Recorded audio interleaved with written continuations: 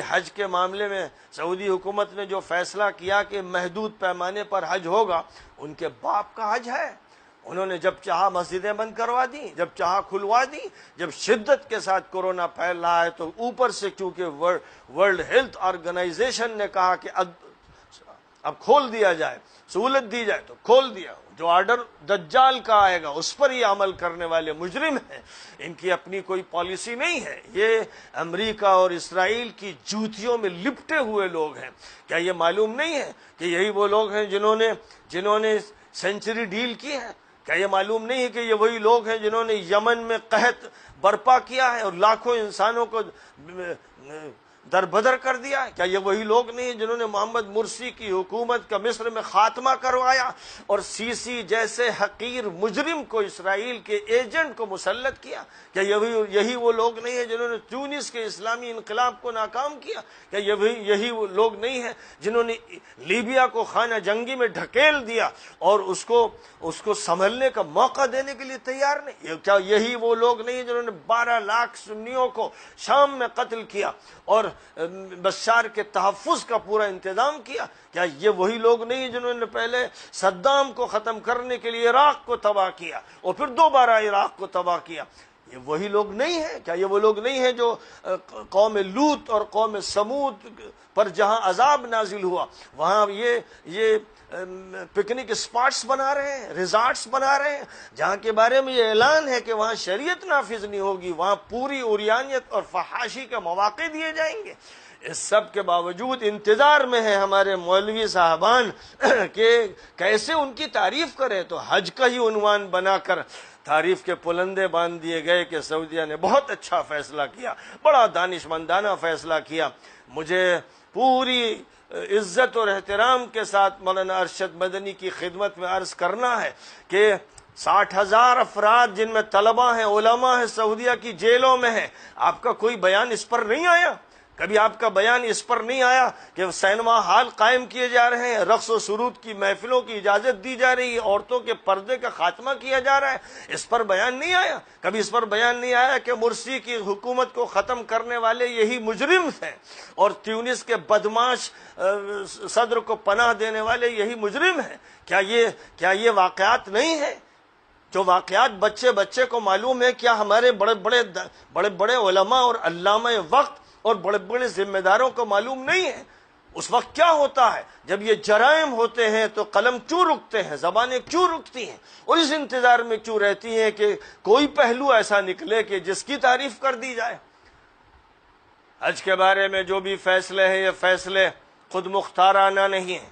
جو بھی فیصلے ہیں، ان فیصلوں کے پیچھے کوئی اور ہے۔ کئی سال پہلے سے یہ بات سب کے سامنے آ چکی ہے کہ حج کے ایام میں حرمین کی سیکیورٹی کی ذمہ داری اسرائیلی ایجنسی کو دی گئی ہے۔ اس کا اعلان عرب تو کرتے ہی رہے ہیں، لیکن ہندوستان میں حضرت مولانا ولی رحمانی صاحب نے سب سے زیادہ جرأت کے ساتھ کھل کر 3 سال پہلے اس کے موضوع پر بیان دیا کہ بالکل مصدقہ جو خبریں ہیں ان کی بنیاد پر یہ بات کہی جا رہی ہے۔ لیکن وہ لوگ جو پرسنل لا بورڈ اور پرسنل لا بورڈ کرتے ہیں اس سے ٹکے رہتے ہیں، چمٹے رہتے ہیں، ان کی زبانوں پر یہ حقیقت کیوں نہیں آئی، کیوں نہیں اس پر گرفت کی جا رہی ہے؟ اتنے بڑے بڑے جرائم پر بھی اگر نہیں بولیں گے، اور 1 جولائی سے فلسطین کے بقیہ علاقوں پر اسرائیل کے قبضے کی وہ کارروائی جس میں سعودی حکومت، امارات کی حکومت، مصر کی حکومت 100% شریک ہے، اگر آج جبکہ ہم اب 29ویں تاریخ میں ہیں، اگر اس پر بھی زبان ان کی نہیں کھلی تو میں مسلمانوں سے کہتا ہوں کہ خدا کی قسم یہ لوگ بک چکے ہیں، یہ اس قابل نہیں ہے کہ اب ان پر اعتماد کیا جائے اور ان کی بات سنی جائے اور اس کو تسلیم کیا جائے۔ حق ان کے سامنے نہیں ہے، کچھ اور مسالے اور مفادات ہیں، اس لیے یہ صورتحال ایسی ہے جس پر خاموشی اختیار کرنے کا جواز نہیں ہے۔ تمام مسلمانوں سے کہتا ہوں کہ 1 جولائی کی تاریخ کا انتظار کس طرح وہ کر رہے ہیں؟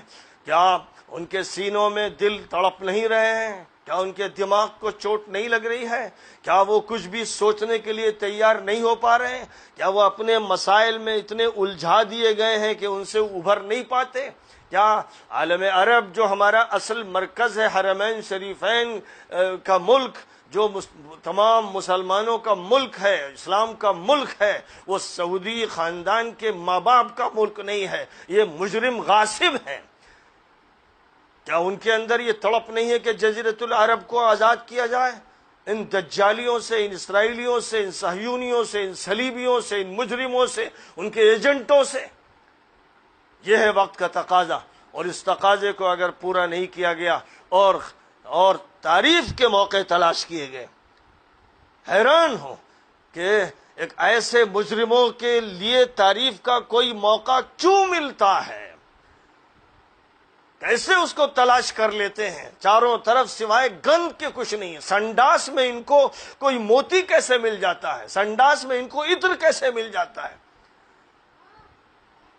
بہرحال میں تمام بھائیوں سے، دوستوں سے یہ کہنا چاہتا ہوں کہ اس موضوع پر پوری قوت کے ساتھ جو بھی وہ بات کہہ سکیں، لکھ سکیں اور لوگوں کو متوجہ کر سکیں، کریں، اور یہ سمجھیں کہ جو ان کا جو قلب و نگاہ کا اصل مرکز ہے وہ حرمین شریفین کا علاقہ ہے، اس کے تحفظ کی ذمہ داری امت پر ہے، اور اگر امت کے علماء بیدار ہیں، زندہ ہیں، اگر ہیں تو ان پر ہے، اور ان پر ہے کہ جو اس امت کی قیادت کا فریضہ انجام دے سکتے ہیں، اور باقی جو اس تلاش میں ہے کہ کیسے اس مملکت اور اس حکومت کی تعریف کا کوئی پہلو نکل آئے، ان سے پلو جھاڑ لینا چاہیے، ان سے مایوس ہو جانا چاہیے، ان کو ٹاٹ باہر کر دینا چاہیے، یہ سمجھ لینا چاہیے کہ اپنے نہیں ہیں، امت کے لوگ نہیں ہیں، یہ اپنے چھوٹے چھوٹے مفادات کی گردش کرنے والے انسان ہیں۔